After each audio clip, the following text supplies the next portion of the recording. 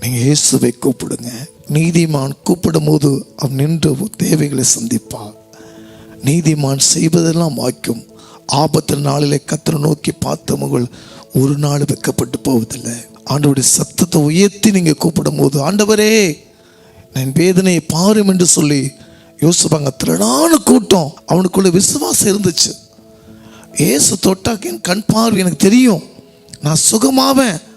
ஆனால் கூட இருக்க சீசர் என்ன பண்ணாங்க, இவன் ஒரு பிச்சைக்காரன், இவன் இயேசுவை தொடக்கூடான்னு சொல்லி அசட்டை பண்ணாங்க.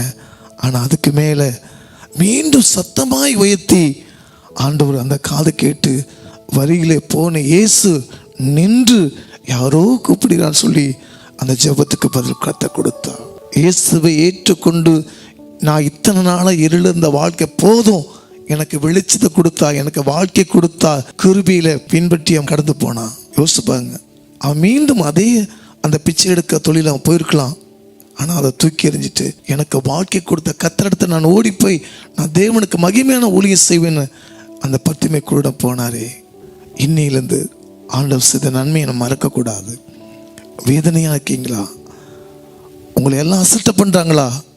பயப்படாத. நீ கூப்பிடும் போது கர்த்தர் மனம் இறங்கி வருவார், அவரே ஆறுதல் படுத்துவார். நீங்கள் ஜெபிக்கிற ஜெபத்தில் ஆண்டவர் இயேசு நின்று உங்களுக்கு பதில் கொடுத்து பத்திமரம் கொடுத்து ஆசீர்வாத கர்த்தர் உங்களை விடுவிக்க வல்லவராப்பா.